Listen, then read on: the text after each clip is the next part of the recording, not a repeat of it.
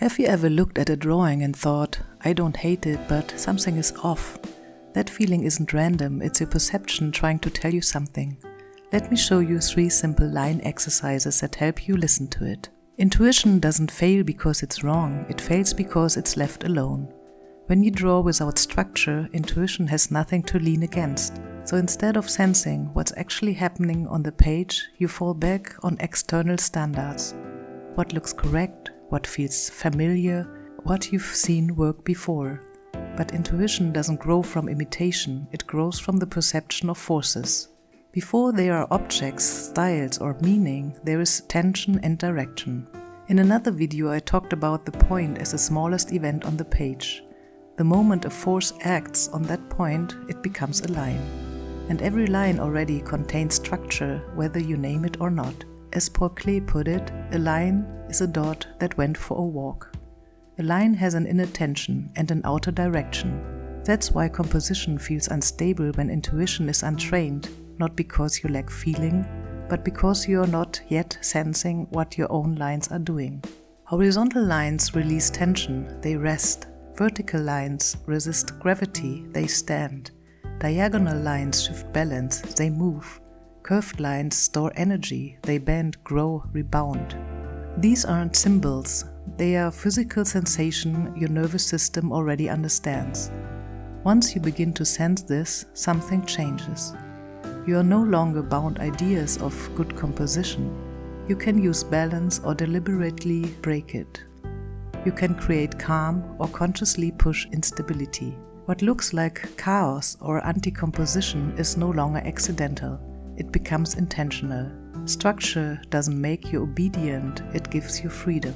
Because only when you can sense tension and direction can you decide whether to follow them or go directly against them. So here's your first experiment. Take 1 sheet of paper, choose 1 tool, a pencil, a marker, a brush, even paint straight from the tube. Draw 1 single line, then stop. Look at it. Does it feel calm or tense, heavy or light? Now draw a few more lines, slow, fast, thin, thick, straight, curved, zigzag. Draw a horizontal line. Does the page feel grounded? Draw a vertical line. Does it feel upright, tense? Draw a diagonal line. Does the page start to feel unstable, like something is about to move or fall? No objects, no correction. Just notice what happens on the page and in your body. You are not making a drawing, you are training your perception to feel tension and direction before meaning appears. And if you're watching this thinking, okay, but I'm really stuck, I don't even know how to begin, I made something for you. I put together a free PDF starter kit with a few tiny concrete exercises you can do in just a couple of minutes to get your hand moving again and your perception awake. You can download it via the first link below, especially if you are starting at the page thinking, I don't even know how to begin with composition, this is for you. And if you like a bit more gentle structure to stay in the flow, I also share daily drawing prompts and small exercises on Patreon. They are low pressure, playful invitations to keep your practice alive, even on busy and low energy days. You'll find the link in the description. Now exercise 2. Take a fresh sheet of paper, choose 1 tool, now just experiment. Bundle lines in the center of the page, then try the same near the edge. Let line overlap, let them stack, let them cross, play with it. Watch how the relationship shifts, how tension builds or dissolves. Don't try to analyze it, try to feel it. What feels harmonious, what feels dynamic, what feels disturbing? Be subjective. Change 1 thing at a time. Notice how little it takes for the whole page to change. Pay attention not only with your eyes, notice your body.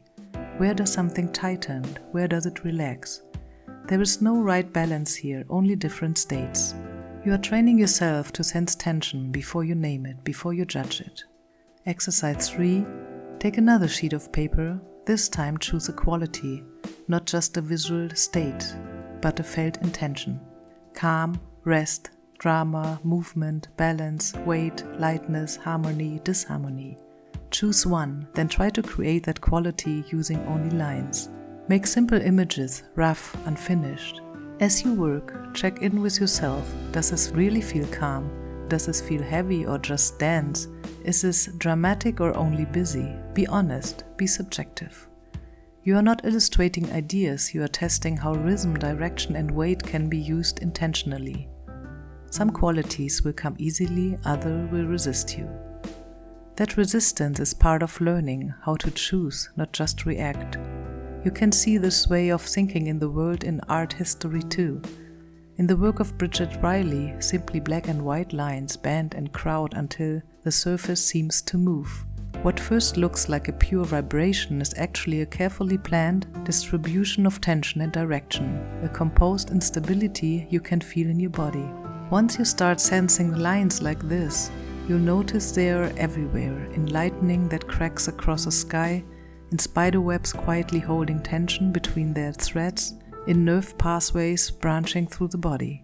And the beautiful thing is, everything that will later become shape, rhythm and full composition is already hiding in these tiny decisions, and how one line continues and how the next one answers it.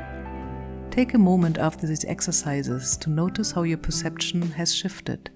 Something may feel clearer, even if you can't name it yet. Composition doesn't begin with rules, it begins with attention. Lines were just the entry point. If you'd like to go deeper into composition, starting even earlier with the point and how focus and tension emerge from it, just watch this video here. For now, keep it simple, draw, observe, build intuition, and I see you in the next video.